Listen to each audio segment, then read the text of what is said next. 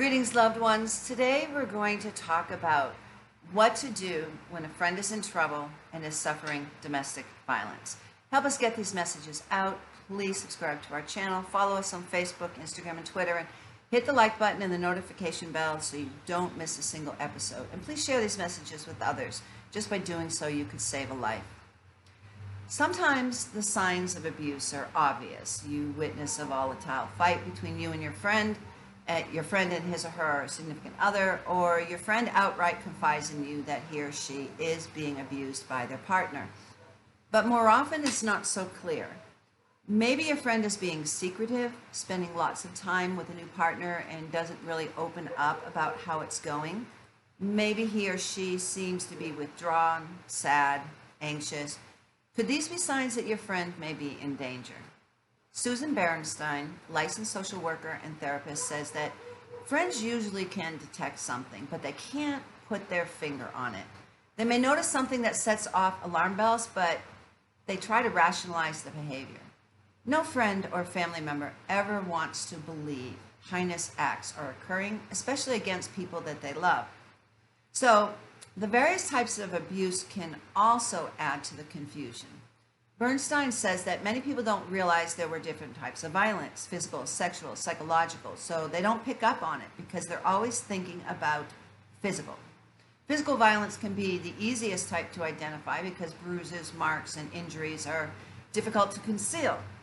But it's the mental anguish, the psychological torment and isolation, or the secretiveness of sexual assault and other non-physical abuse that's often much harder to detect.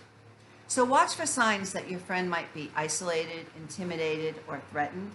If a partner is calling your friend names, making her feel bad about herself, or telling her she shouldn't hang out with her friends, then that is cause for concern. If you're feeling that your friendship is jeopardized or your friend has had a change in behavior, trust your feelings. Bernstein says, taking anything your friend confides seriously, even if your friend acts like it's no big deal. Be aware that abusive partners can often come across as very nice people. Victims can be very smart, but also somewhat naive. Bernstein says that they think, this is my friend, how can my friend be mean? They don't see the shift in power or the manipulations. So don't blame your friend for getting into an abusive relationship. Victims want to be liked, admired, found attractive, and loved. They seek these things out, and perpetrators know how to manipulate that. So how can you help? Well, that's a great question. Let's think about this for a minute. First, trust your instincts. If something doesn't feel right or look right, get some help. Help your friend find their voice. Try saying things like, I care so much for you to let this happen. Who can I contact? Even if your friend says that everything is okay, if you're worried, talk about your concerns. Another thing you could do is turn to a trusted person for assistance. In an ideal situation, you would turn to your friend's family first, but that's not always possible. You may worry that you would be betraying your friend. Domestic violence is tough because when women are abused, they start keeping secrets from their family and friends, and their abusers isolate them. Then when they're facing violence, they're afraid to seek help because they don't believe anybody will help them. And then there's the shame aspect too. I was in a situation of abuse where friends stepped in and I ended up filing a report because he tried to strangle me. But then later I went back with him and I was just like, I couldn't tell my family. What would they think? I didn't want, when he started abusing me again, it's like, oh, they're going to say, I told you so. And I was so alone. So sometimes your friend's family might not be reliable either. They could be abusers to her. So if a family member is abused, they might believe that the abuse is no big deal and fail to provide assistance. If you have reason to believe your friend's family can't or won't be helpful, turn to someone else. You can talk to a domestic violence advocate about your concerns because they are clinically trained to how best address these issues. An excellent resource for you is loveisrespect.org, which offers a helpline staffed with trained advocates at 866-331-9474. I'm going to say it again.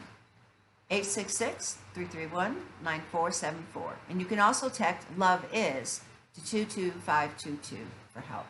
So whatever you do, keep in mind that the majority of people who experience relationship violence first experience abuse before the age of 24. If you are concerned about a friend, don't just hope things get better. Do what you can to help. Most survivors of abuse will later advise others that they wish they had known better how to recognize the abuse and escape sooner. With 1 in 3 women experiencing domestic violence worldwide, the question is not if you will encounter a victim of violence. The question before God is, what will you do when you do encounter them? You could be the person who saves a life. You are called. We are all called to be champions for justice, and those who suffer violence, they need to know that those who love them and those who don't even know them will step out and reach out to them to give them the help and the courage they need to leave before it's too late. So help us get these messages out. Subscribe to our channel, follow us on Facebook, Instagram, and Twitter, hit the like button and the notification bell, and please share these messages with others because you never know, you could save a life. If you're a victim of violence, you've been listening to lies way too long. And right now, I want to tell you the truth. The truth is that you are valued, you are loved, you are intelligent, and you are beautiful. God does not want you to suffer violence. He wants you to live free from violence in peace and tranquility. There is a way out. It's not your fault, and abuse is not love. If you're a victim of violence, please reach out to someone now. If you find yourself in a dangerous situation, you can call 911 for help.